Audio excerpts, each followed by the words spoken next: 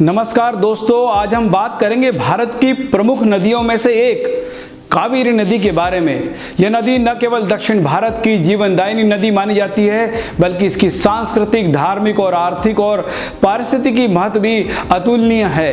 कावेरी नदी की कहानी हजारों वर्षों पुरानी है। इसमें इतिहास, पौराणिकता और आधुनिकता का अनूठा संगम देखने को मिलता है।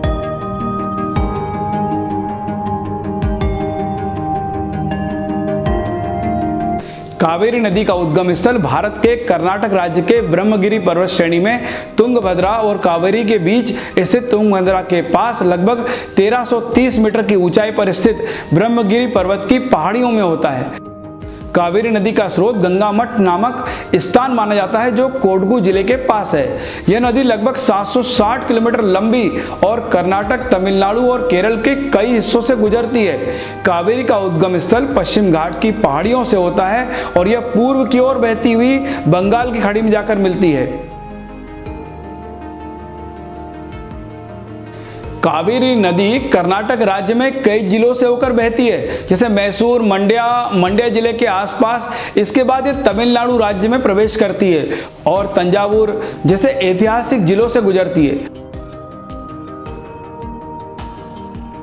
कावेरी की प्रमुख सहायक नदियों में कुछ हम्पी, शिशुनागा, अरसी आदि कई नदियां इसमें शामिल है। ये सहायक नदियां कावेरी के जल प्रवाह को समृद्ध बनाती है। कावेरी नदी को हिंदू धर्म में अत्यंत पवित्र माना जाता है। इसे देवी कावेरी के रूप में पूजा की जाती है। कावेरी नदी के किनारे कई मंदिर और तीर्थ स्थल बसे हुए हैं, जो श्रद्धालुओं के लिए विशेष महत्व रखते हैं। तमिलनाडु और कर्नाटक के कई हिस्सों में कावेरी नदी के किनारे वार्षिक उत्सव और मेले आयोजित होते हैं। इसमें से प्रसिद्ध है तिरुवल्लुवर उत्सव, जो नदी के धार्मिक महत्व को दर्शाता है। पौराणिक कथाओं के अनुसार कावेरी नदी कुमारी नामक कन्या देवी के आशीर्वाद से जन्मा जल माना जाता है, जो प्राचीन काल में क्षेत्र के जनजीवन में केंद्रीय भूमिका निभाती थी। कावेरी नदी का क्षेत्र विशेष रूप से कृषि प्रधान है। यह नदी कर्नाटक और तमिलनाडु के हजारों किसानों को सिंचाई का पानी प्रदान करती है।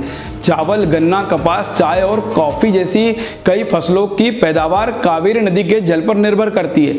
इसके अलावा कावेरी नदी पर कई जल विद्युत परियोजना बांध बनाए गए, जो क्षेत्र की ऊर्जा आवश्यकताओं की पूर्ति करते हैं। कुछ प्रमुख बांधों में मंड्या बांध, काबिनी बांध और कृष्णराज सागर बांध भी शामिल है।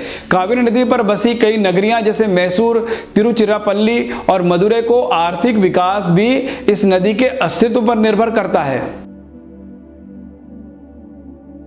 कावेरी नदी के जल संसाधनों का प्रबंधन करने के लिए कई बड़े बांध और जल परियोजना विकसित की गई, जिसमें सबसे प्रमुख है कृष्णराज सागर बांध। मैसूर के पास बना यह बांध कावेरी नदी के जल संसाधन का सबसे बड़ा स्रोत है। इस बांध में सिंचाई के साथ साथ जल विद्युत उत्पादन भी होता है। काबिनी बांध कर्नाटक में काबिनी नदी के संगम स्थल पर यह स्थित बांध सिंचाई और पेयजल के लिए महत्वपूर्ण है। सागर बांध, यह बांध कावेरी के जल प्रबंधन का महत्वपूर्ण हिस्सा है। यह बांध न केवल सिंचाई को सुनिश्चित करता है, बल्कि बाढ़ को भी नियंत्रित करता है। कावेरी नदी पर कर्नाटक और तमिलनाडु के बीच में जल वितरण को लेकर लंबे समय से विवाद चल रहा है।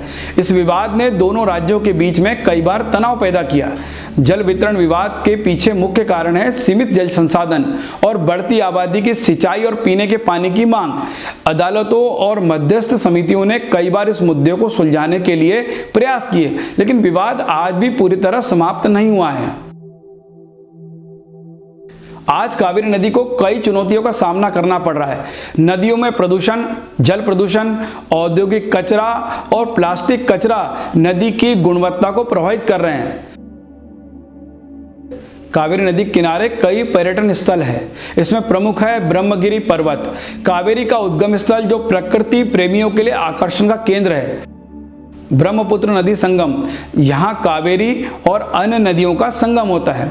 सागर मंदिर, कावेरी के किनारे स्थित पवित्र मंदिर, कावेरी के किनारे प्रसिद्ध धार्मिक स्थल। इन जगहों पर सैलानी न केवल प्राकृतिक सुंदरता का आनंद लेते हैं, बल्कि धार्मिक और सांस्कृतिक उत्सवों में भी भाग लेते हैं।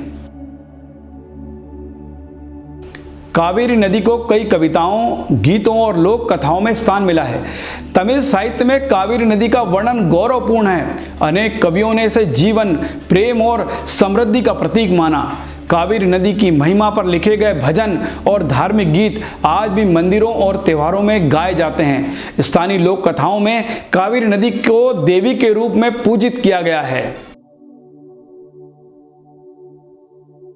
दोस्तों, कावेरी नदी न केवल नदी है बल्कि यह दक्षिण भारत की सभ्यता, संस्कृति और जीवन शैली की धड़कन है। इसके जल ने सदियों से जीवन दिया, संस्कृति को पोषित किया और आज भी हमारे भविष्य का आधार है। हमें इसे बचाना और संरक्षित रखना होगा ताकि आने वाली पीढ़ियां भी इसका आशीर्वाद प्राप्त कर सके।